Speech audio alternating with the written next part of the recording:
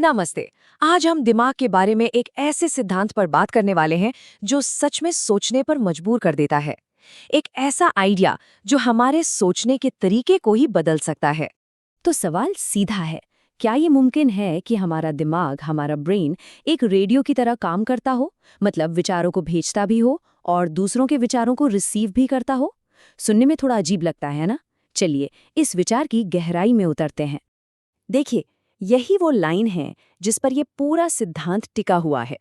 Idea ये है कि हमारा दिमाग सिर्फ हमारे अंदर ही चीजों को नहीं सोचता, बल्कि वो इन विचारों को बाहर की दुनिया में ब्रॉडकास्ट करने और दूसरों के विचारों को पकड़ने की भी काबिलियत रखता है। तो इस रहस्यमयी मेंटल रेडियो को हम कैसे समझेंगे? ये रहा हमारा आज का सफर। हम देखेंगे कि ये काम कैसे करता है, इसके अंदर की मशीनरी क्या है, इसे चलाया कैसे जा सकता है, इसके पीछे सबूत क्या दिए गए हैं और सबसे ज़रूरी, इसका सबसे ताकतवर इस्तेमाल क्या हो सकता है। तो चलिए शुरू करते हैं। सबसे पहला सवाल, आखिर विचार एक दिमाग से दूसरे दिमाग तक सफ़र कैसे कर सकते हैं?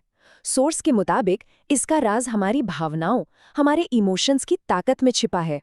इस प्रोसेस को विचार रूपांतरण कहा गया है। मतलब जब हमारे विचार किसी बहुत मजबूत भावना के साथ जुड़ जाते हैं, चाहे वो अच्छी हो या बुरी, तो वो एक तरह की एनर्जी में बदल जाते हैं। और यही एनर्जी है जो इस ब्रॉडकास्टिंग को मुमकिन बनाती है। अच्छा, तो अगर हमारा दिमाग एक रेडियो है तो इसके पार्ट्स क्या-क्या हैं?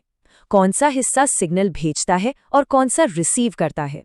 सॉस इसके लिए दो मेन कंपोनेंट्स की बात करता है। यहाँ पर काम का बंटवारा बड़ा दिलचस्प है। भेजने वाला स्टेशन है हमारा सबकॉन्शियस माइंड, यानी अवचेतन मन, और जो एंटेना है जो दूसरे दिमागों से आ रहे सिग्नल्स को पकड़ता है, वो है हमारी क्रिएटिव इमेजिनेशन, यानी रचनात्मक कल्पना।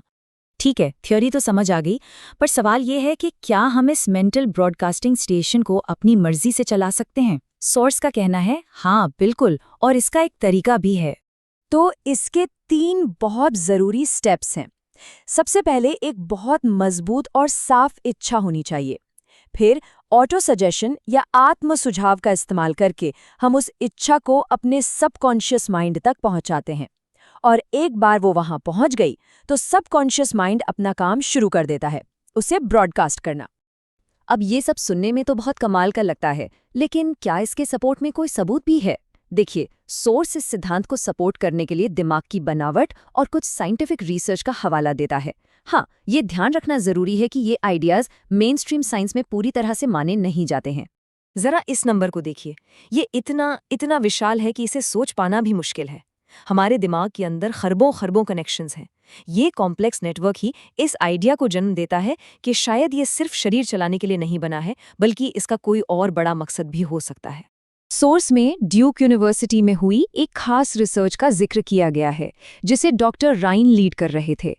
उन्होंने टेलीपैथी, यानी एक मन से दूसरे मन तक बात पहुंचाना, और क्लेयरवॉयंस, यानी मन से किसी चीज के बारे में जानना, इस पर लाखों एक्सपेरिमेंट्स किए। और उनके जो नतीजे थे वो वाकई हैरान करने वाले थे। उन्होंने पाया कि इन शक्तियों का होना बहुत हद तक मुमकिन है।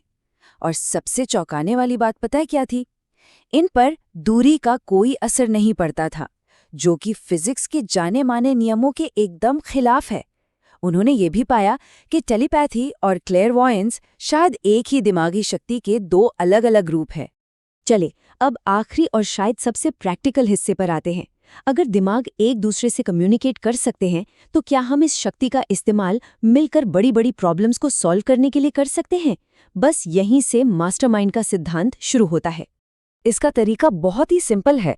कुछ लोग एक साथ आते हैं, किसी एक लक्ष्य या प्रॉब्लम पर फोकस करते हैं, और फिर बिना किसी टकराव के खुले मन से अपने आइडिया शेयर करते हैं। सोर्स का दावा है कि ऐसा करने से उन सबके दिमाग मिलकर एक हो जाते हैं, एक ऐसी कलेक्टिव चेतना बनाते हैं जो किसी एक इंसान की सोच से कहीं ज्यादा ताकतवर होती है।